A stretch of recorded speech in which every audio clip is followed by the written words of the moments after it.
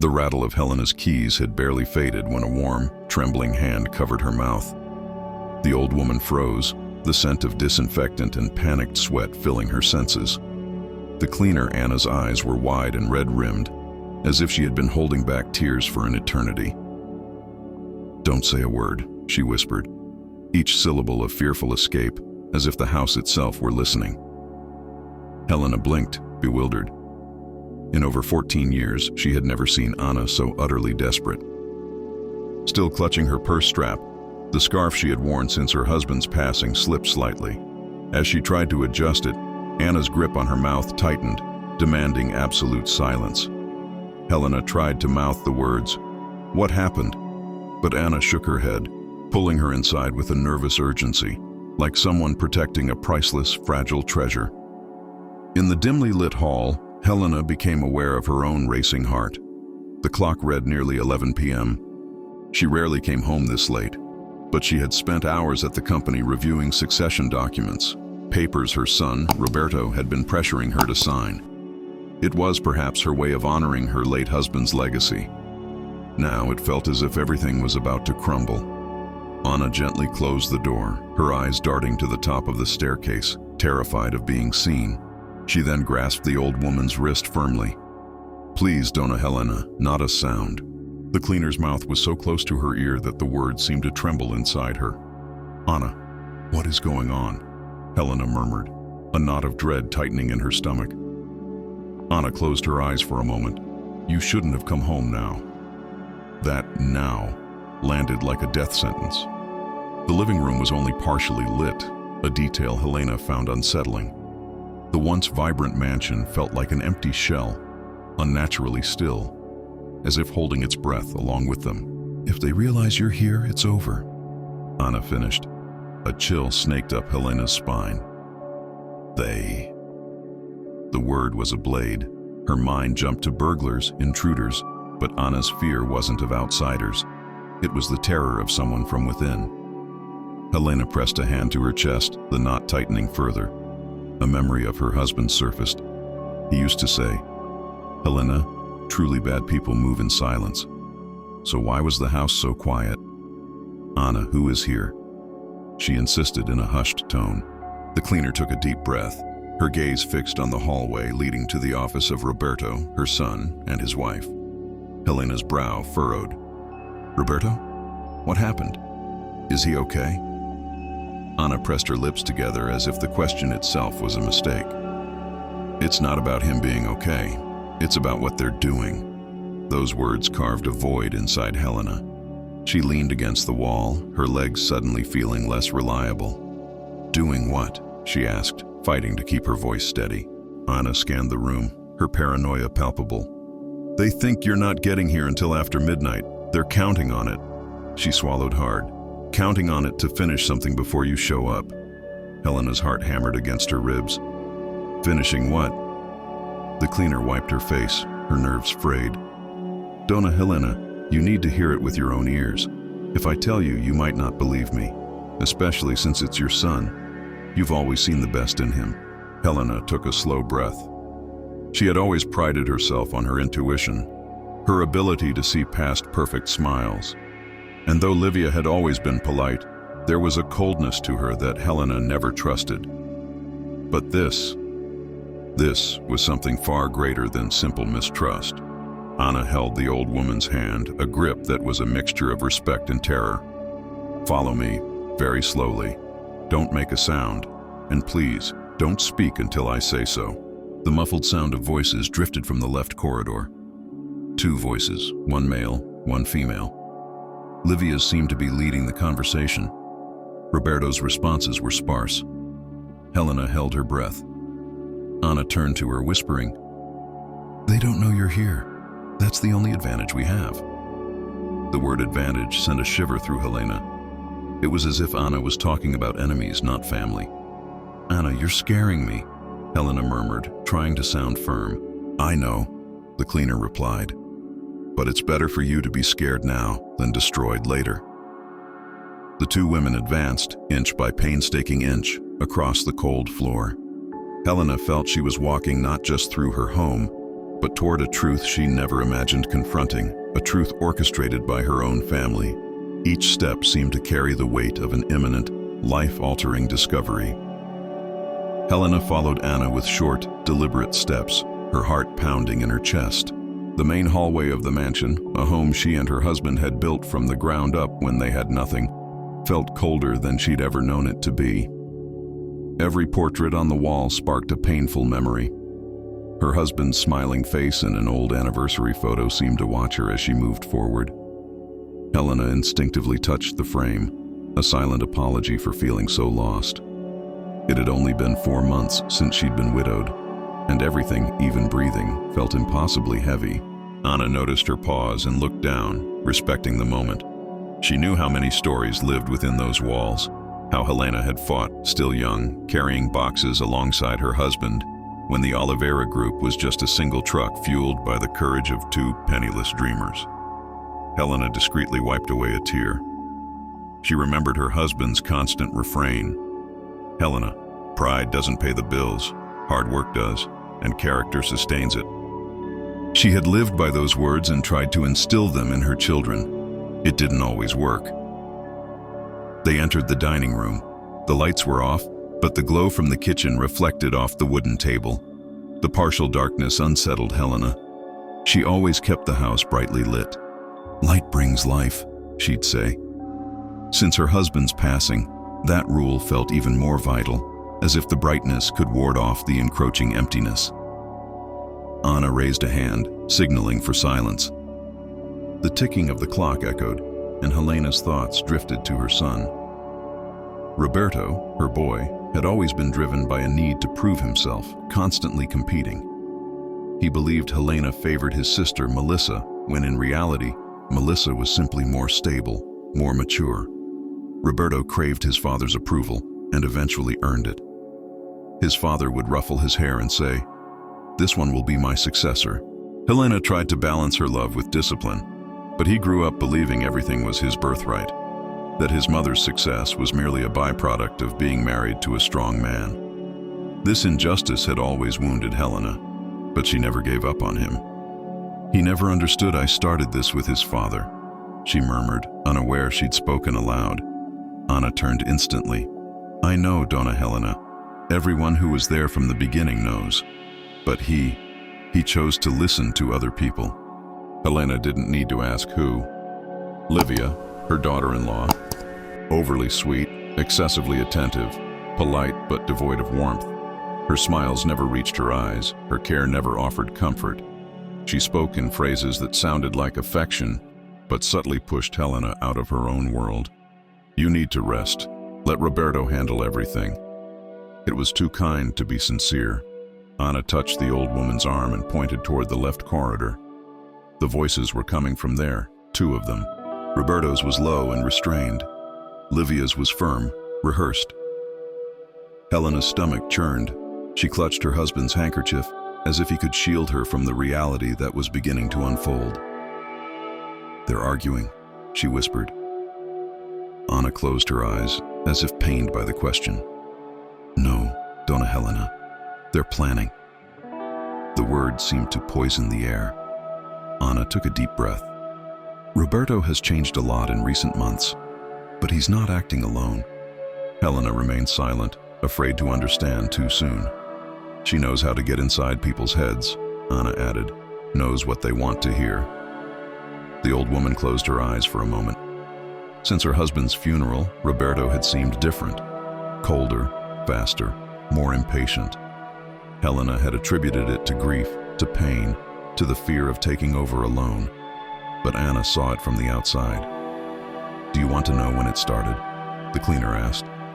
Helena nodded. "Right after Mr. Amaro's funeral. You were still in mourning when I heard Donna Livia telling Roberto it was time for you 2 to take what's yours." The pain throbbed in Helena's chest, as sharp as it had been on the day of the burial. "He resisted at first," Anna continued, "but she doesn't take no for an answer. She's subtle in her methods, but unyielding in her intentions." Helena had to lean on the counter to keep from falling. Anna steadied her.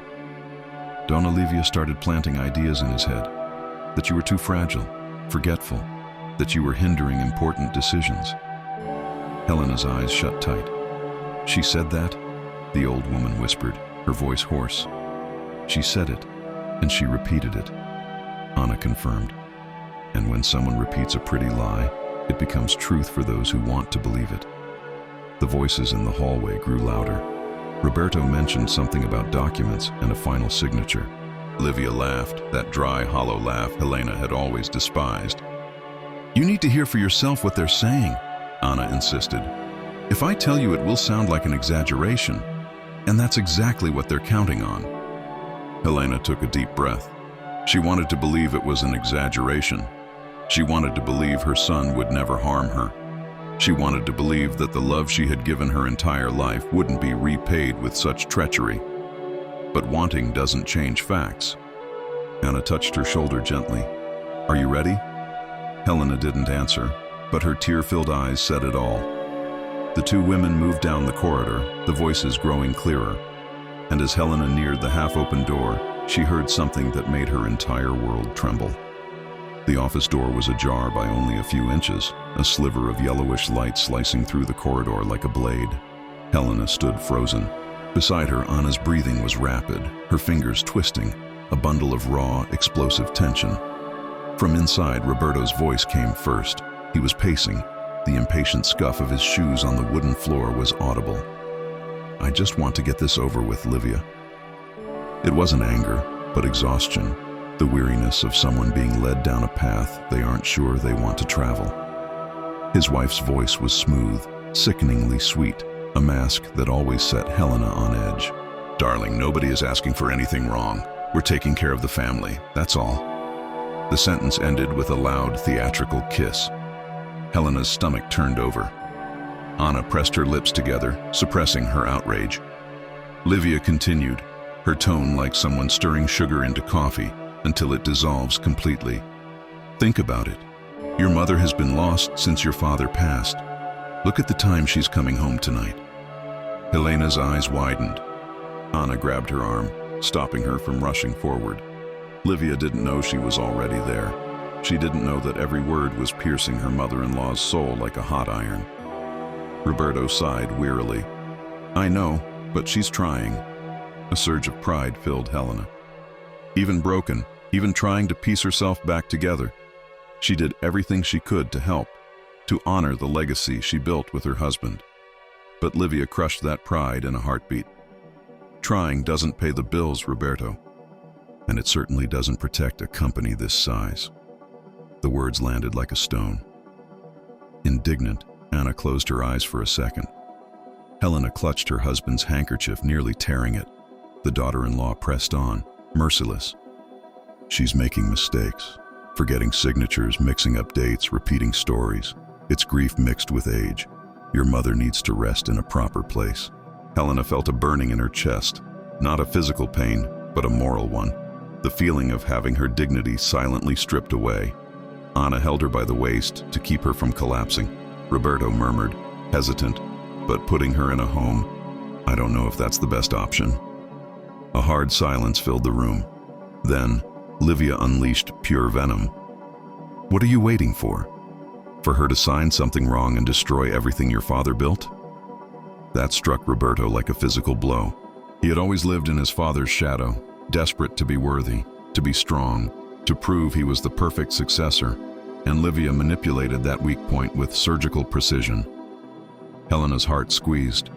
Her husband had always said, Helena, when I'm gone, they'll need you. But now, one of them was being manipulated, and the other was far away. Melissa. Her daughter, who always saw beyond appearances, who understood her mother with a single glance, who was the embodiment of grace, balance, and reason. Roberto had been jealous of her since childhood, claiming his mother praised Melissa more. It wasn't true, but feelings defy logic. When Melissa got into a master's program in another city, Roberto felt he had lost his place in the family. To him, each of his sister's achievements felt like a personal defeat. Anna leaned close to Helena's ear and whispered, They use Melissa's absence as an excuse, you know. Donna Livia is always saying you don't care as much as you should. Helena stood motionless, her very soul trembling. Inside the office, Roberto's voice rose. "Melissa isn't even here. She's gone for months and you want me to wait for her to get involved?" Livia's voice was calm, as if reciting lines she had practiced in front of a mirror. "Exactly. She doesn't care. You're the only one trying to hold everything together." Anna scowled. She knew Melissa called her mother almost daily. She knew Helena took those calls in secret to avoid her daughter-in-law's comments. She knew something was deeply wrong with this family dynamic. Roberto continued, "I just wanted my mother to believe in me, to trust that I'm capable." The sentence cut into Helena like a knife. He believed she didn't trust him. He genuinely thought that, and Livia was feeding that insecurity with cruel skill. Suddenly, the daughter-in-law's tone shifted, becoming low, calculated. "Darling, tomorrow is the day. She's going to sign everything, right?" Helena held her breath. Roberto replied, "Yes, she said she'd have it all ready today." Livia let out a smile you could almost hear. "Then it's over. Tomorrow you take control, and then we'll decide what to do with her." Helena felt her legs give way. Anna held her firmly. Roberto, almost in a whisper, asked, "Do you really think this is what's best for her?" Livia answered with the chilling precision of someone choosing words like a scalpel. "I think it's the only way." And then, the final sentence. "The day after tomorrow, your mother isn't coming back here." Helena covered her mouth to stifle a sob. Anna closed her eyes, pained. The truth was laid bare before them, raw, irreversible, and now there was no unseeing it. Hidden behind the half-open door, Helena's heart pounded so hard it seemed to fill the entire hallway. Anna was glued to her side, her breathing short and tense, as if every phrase spoken in the office was a stab she couldn't evade. Inside, Livia's voice remained calm, almost too gentle for the gravity of her words. "Roberto, we're doing this for you, for our family, for the future." Helena held onto the wall for support. The word "our" felt like a slow-acting poison. Anna pulled her further into the shadows, fearing any movement would betray their presence. Livia continued with the confidence of someone who believes the world revolves around her own strategy. "Your mother no longer understands how things work. The company needs capable people." Her son paced back and forth, his steps betraying his agitation. "But she gave me everything, Livia. I can't just..." The daughter-in-law cut him off with a cloying sweetness. "And that's precisely why you must be firm. You're protecting her." Helena closed her eyes. Protecting. The word was a mockery. Anna whispered, "She always talks like that, as if caring means taking everything away." And that's what it was, manipulation disguised as affection. Livia pressed on with her speech. "Tomorrow, when she signs the final papers, you take over everything. It's simple." A cold shiver ran down Helena's spine. Roberto answered in a thin voice, "But she's my mother." A calculated silence fell. Then the sound of Livia's heels clicked slowly, each step seemingly designed to break her husband's hesitation. "And it's precisely because she's your mother that you need to make this decision." The phrase struck Helena with silent violence. It was the same twisted logic manipulators use. Invert love to justify control. Anna gripped the old woman's arm, offering support. Inside the room, Livia resumed, "Your father trusted you. He always said that one day you'd have to decide." This was Roberto's wound. He grew up chasing his father's pride, constantly trying to prove his worth.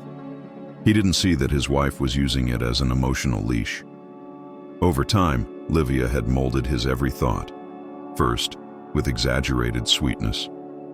Then by isolating him from everyone. And finally, by positioning herself as the only sane voice. Anna leaned in and murmured, "Remember when she said she wanted to help at the company? That's where it all started." Helena remembered well.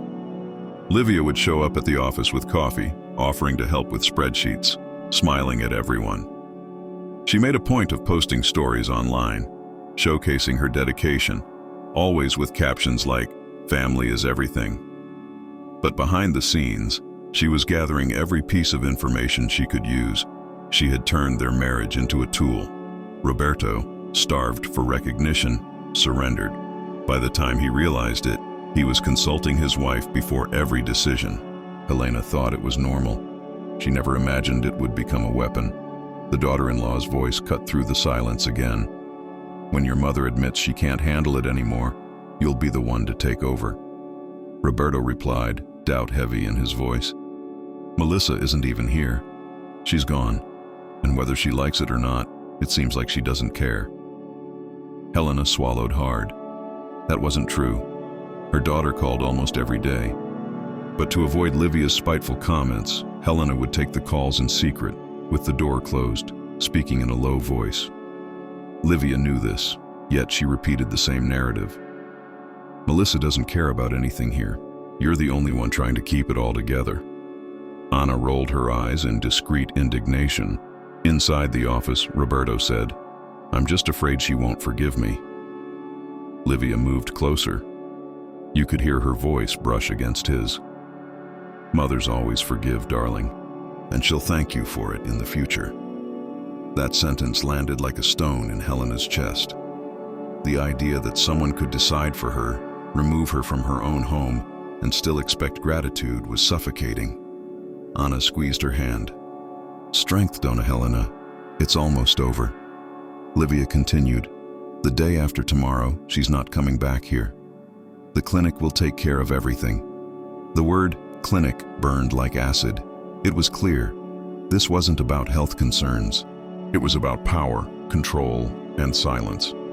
It was about removing Helena from the center of her own life, quietly erasing her, as if she were a faulty part in a machine too important to include her. Roberto hesitated. But what if she fights back? Livia let out a low, humorless laugh. She won't. She's fragile, still grieving, you know. Helena pressed a hand to her chest. It was true she was grieving, but she wasn't incapable, not confused, not lost, just surrounded by people who wanted that version of her. Livia concluded, Tomorrow she signs. After that, we'll handle the rest. Anna gripped the old woman's arm tightly as she felt her body weaken. Helena almost collapsed. The cleaner immediately supported her with a mix of affection and desperation. And in that moment, Helena understood the full scope of the plot. It wasn't just about documents or the company or Livia's influence. It was about taking her from her own home, her own history, the place she and her husband built together, and putting her somewhere she would have no voice. And most devastatingly, this plan wasn't just her daughter-in-law's. It belonged to her own son, endorsed with silence, confirmed with hesitation, sealed with manipulation, and set to unfold at dawn. Helena's body simply gave out. The final words she heard from the office stripped away any strength she had left. Her knees buckled, and Anna, anticipating the collapse, caught her by the waist and guided her behind a column in the side corridor. Donna Helena, breathe slowly, please, Anna murmured, her voice trembling as she tried to sound firm, but Helena couldn't. It was as if the air had vanished. She felt submerged in icy water, unable to reach the surface. The soft light escaping from under the door, the portraits on the wall, the expensive perfume in the air, everything spun, mixed with a pain she never imagined possible. My son? How could my son do this to me? The question throbbed in her chest, a cruel, repeating whisper. Anna helped her sit on the bottom step of the staircase. Helena buried her face in her hands, trying to suppress the sobs that threatened to shatter the silence. The pain was not just emotional. It was physical, deep. Anna knelt before her, gently holding the old woman's face. I tried to warn you, Donna Helena. I swear I tried, but you trusted him so much. Helena looked up, her eyes brimming with tears, her voice choked. He's my son, Anna, my son. Those 3 words were a lament. The cleaner squeezed her hands, as if to share the crushing weight. I know, but now you have to be strong. They think you're still at the company, which is why they spoke so freely. It's the only reason you heard any of this. Helena wiped her face with her husband's handkerchief, the same one she had clutched at the funeral, the one he loved to see around her neck.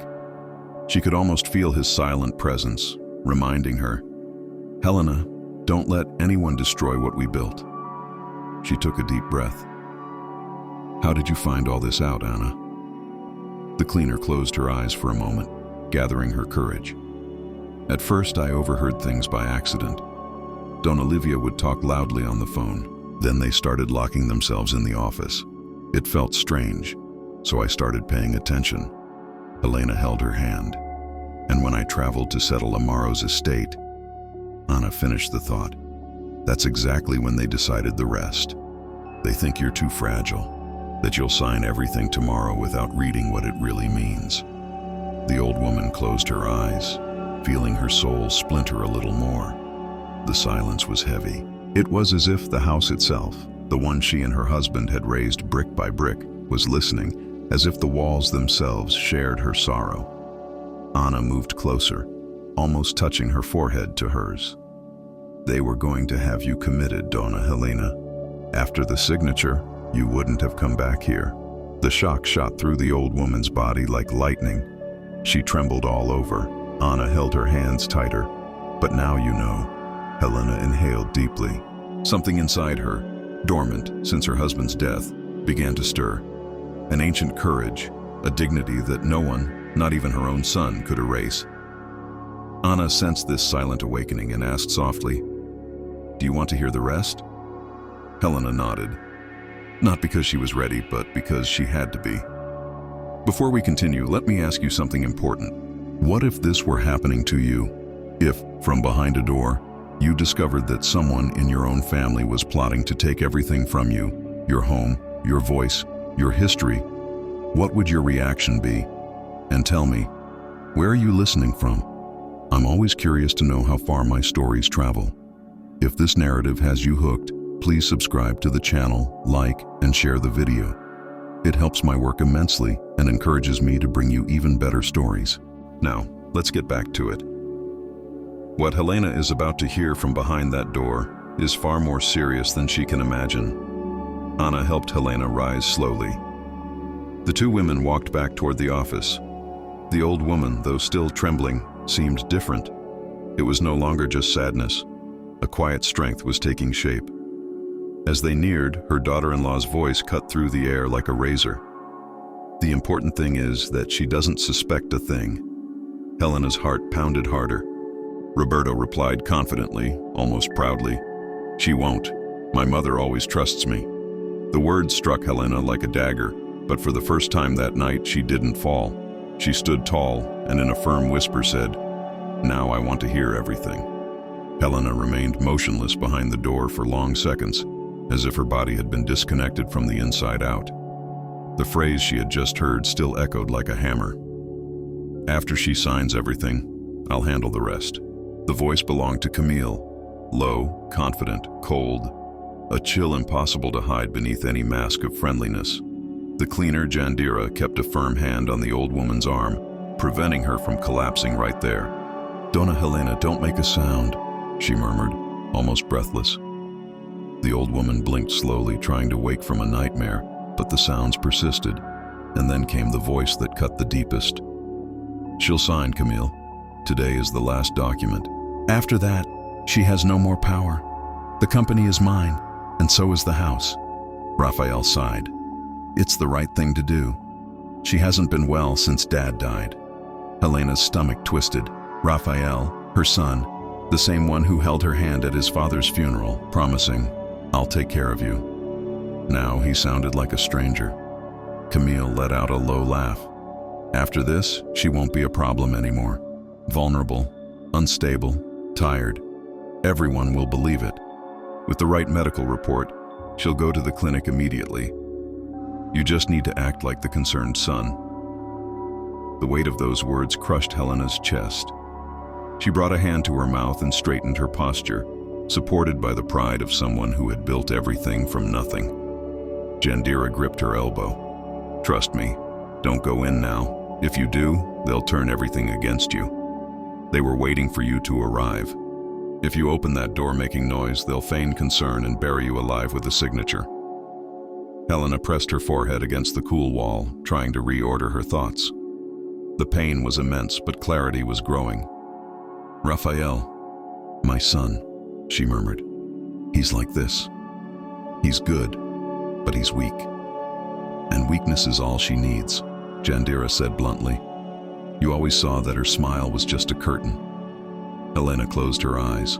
She had always known. And the worst part, Jandira continued, is that they planned this for tonight because you were late. They thought they had time to set the scene.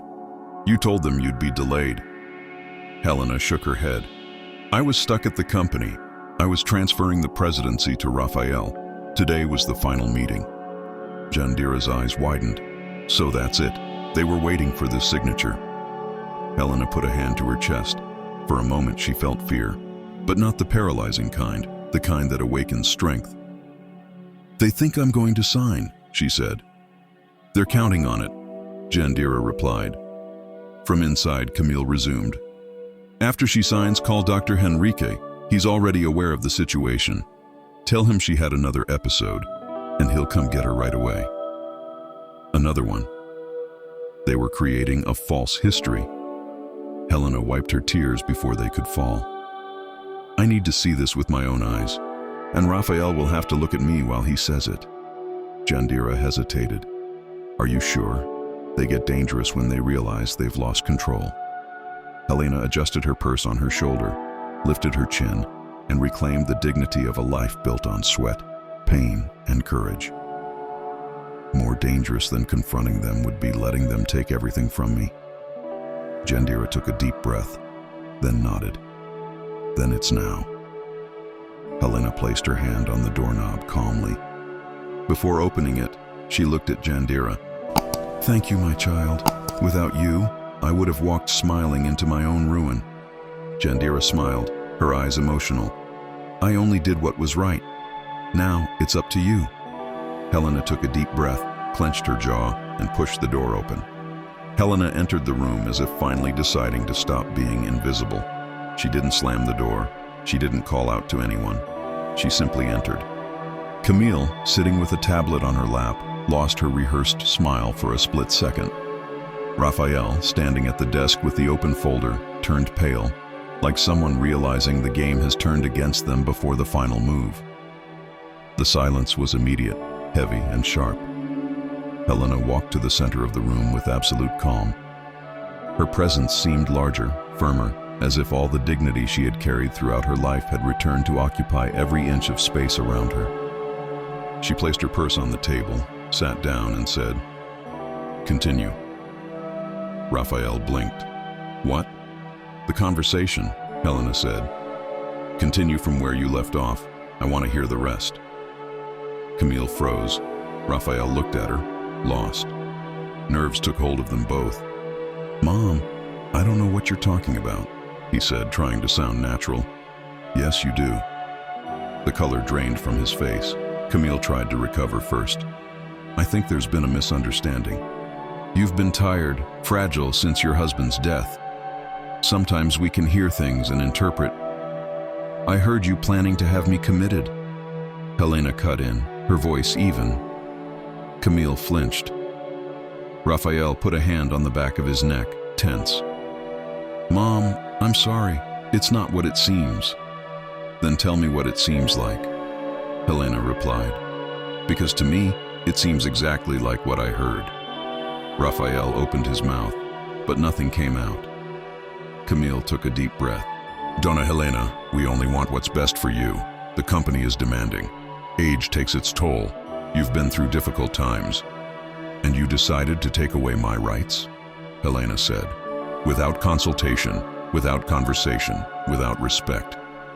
Camille's mask began to crack. Rafael tried to approach her. I just thought maybe you were too fragile to keep making important decisions. You thought? Why? Helena asked. Because you assessed the situation or because she put that in your head? The question hit him like a slap. Rafael looked down. Helena continued. Because yes, I lost your father, but I didn't lose my mind. I didn't lose my history. I didn't lose my strength. I have never missed a day of work. I have never stopped supporting this house. I have never stopped getting up and moving forward. Camille tried to regain ground. You're exaggerating. Exaggerating? Helena gave a bitter laugh. You plan to have me committed without a diagnosis, created a false history, and you call this an exaggeration? Camille played her last card. You must have misheard. This house is large. Helena leaned forward slightly. Then repeat it now. Here, in front of me. Everything you said in there. The silence that followed was a verdict. Camille looked away. Rafael started to tremble. Mom, I swear I only wanted what was best. No, Rafael. You wanted what was easiest, Helena said, standing up firmly. The path where you don't have to take responsibility, where the guilt vanishes if they call me unstable, where you become the victim and I become the problem.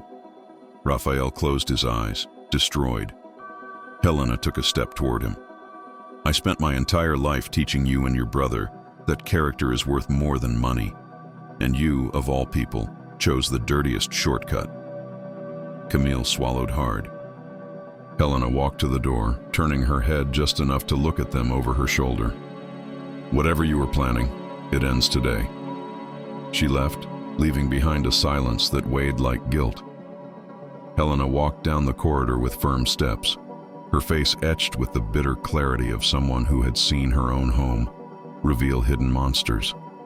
Jandira, waiting further down, understood everything from the old woman's gaze. Did they confirm it? She asked quietly. They confirmed it without the courage to say it, Helena replied. Now comes the after. But before they could continue, hurried footsteps echoed behind them. Mom, wait, please, wait for me, Rafael said, out of breath. Helena stopped. Just that. She didn't turn around. Mom, look at me, he pleaded, his voice breaking. She turned slowly, and the moment was painful because she saw not just the man he had become, but the boy who had once trusted her with everything. Speak, Rafael. I'm listening. He took a deep breath. I was wrong. I got lost. Camille kept saying you were tired, forgetting things, fragile. I believed her. You believed her more than you believed me? Helena asked. Rafael lowered his head. I thought I was being a good son. A good son talks, Helena said. A good son looks you in the eye. You didn't do that. You chose the easy way out. Rafael swallowed hard. I want to fix this. Let me fix it. Rafael, you almost buried me alive. The hardness was clean, necessary. He took a half step back, and then her voice cut through the corridor. Enough, Rafael. You don't have to humiliate yourself. Camille appeared, looking impeccable, her face too calm for the situation. Her gaze shot through Helena with polite disdain. Helena, this doesn't need to become a drama. Rafael just got nervous. You misinterpreted some things about the clinic. It was just psychological support. Grief is hard. Dr. Henrique recommended it. Helena arched her eyebrows. Don't you ever get tired of lying? Camille smiled, a small, venomous smile. It's not a lie if the intention is to care. Care? Helena laughed without humor. Care? By taking away my rights, creating a false history, signing papers that erase me while I'm still alive. Camille opened her arms theatrically. You don't have the same energy anymore. It's natural. Rafael and I want you to rest. The company demands a different posture. It's time to accept it. Helena took a step forward. Accept abandoning the empire I built, carrying boxes in the rain. Accept you giving orders in something that wouldn't even exist without my last name. Camille sighed, irritated. You're being overly emotional. That just complicates things. Helena repeated the words slowly, as if tasting them. Overly emotional. It was in that instant that Rafael understood. Camille, he said hesitantly, you said the exact same thing to me last week. When I questioned the rush with the documents. Camille turned pale. Rafael, don't start. But he had already started. You said those exact words. Camille pressed her lips together. I was trying to hold everything together while you were drowning after your father's death, she exploded. If it weren't for me, you would have lost everything. Rafael was silent until he murmured, You didn't help me. You controlled me. Camille took a step back, surprised by his firmness. Helena watched, not to inflict pain, but to let the truth breathe. Now you're both against me. Camille raised her voice. You're going to paint me as the villain. You painted yourself, Helena said. I just opened the window. Feeling defeat circling, Camille tried one last gamble. Rafael, remember who was by your side when your father died? Who held you? Who kept you standing? I did, not her. I loved you when you had nothing. Rafael closed his eyes, breathed, and said, Camille, being by my side didn't give you the right to destroy my mother. It was like a slap. Camille lost her footing. Rafael, you will regret this. Helena gave a slight smile. What will he do? Camille's castle began to crumble, and Helena finished it. It's over, Camille. In my home, you are no longer in charge. The silence that followed was the official fall of the mask, and Helena needed to see exactly that before the final act. Camille remained in the hallway, her chest heaving as if the air had become too heavy to breathe. For the first time since she had set foot in that mansion, she realized something simple and cruel. Nothing there obeyed her will anymore. Not the silences, not the gazes, not Rafael. You can't do this to me, she said, trying to control her voice. You can't just cut me out of everything. Helena observed her with a calmness that came not from victory, but from clarity. Camille, you spent too much time believing everything was yours, but what is built on lies crumbles quickly. The daughter-in-law took a deep breath, trying to find a justification. I only wanted what was best. The company needed firmness. Rafael needed direction.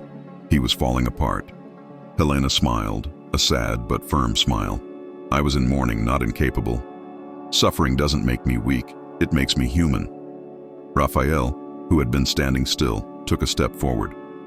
This time, there was no hesitation in his face.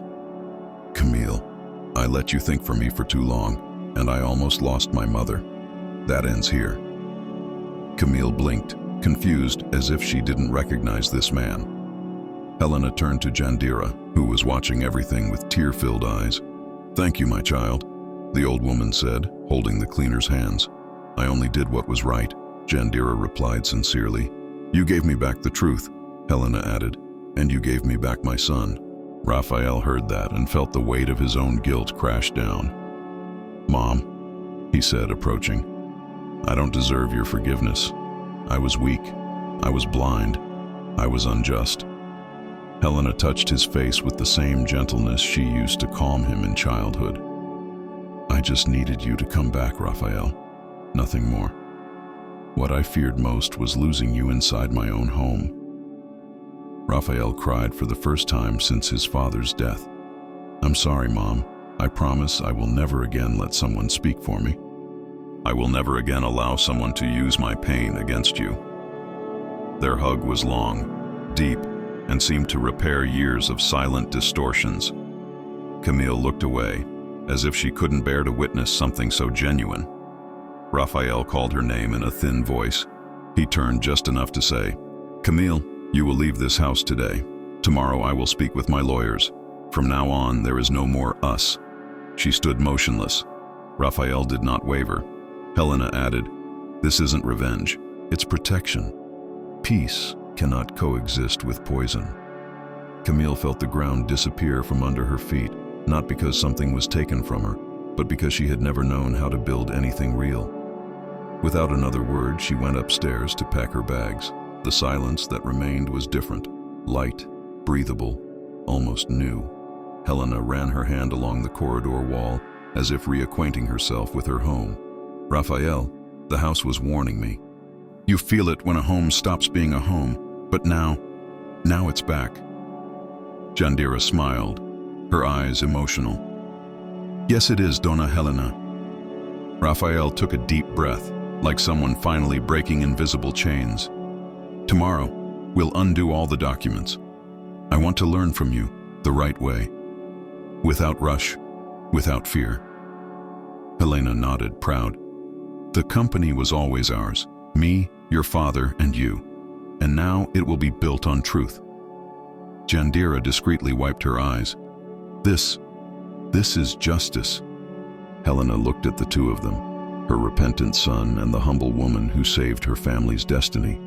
It is justice, yes, but above all, it's a new beginning. Night fell outside, but inside the house, it was finally dawn. Before we finish, answer me one thing with sincerity. What if it were you? If someone inside your own home tried to tear you from your history, your voice, the place you built, would you have the courage to face the truth? Think about it. And please, if this story touched you, made you reflect, or held you until the end, help me continue bringing narratives like this, human, strong, and necessary. Subscribe to the channel, like this video, and share it with someone who also needs to hear this message. Your support makes all the difference. And remember, sometimes justice doesn't scream. It simply waits for the right moment to be born.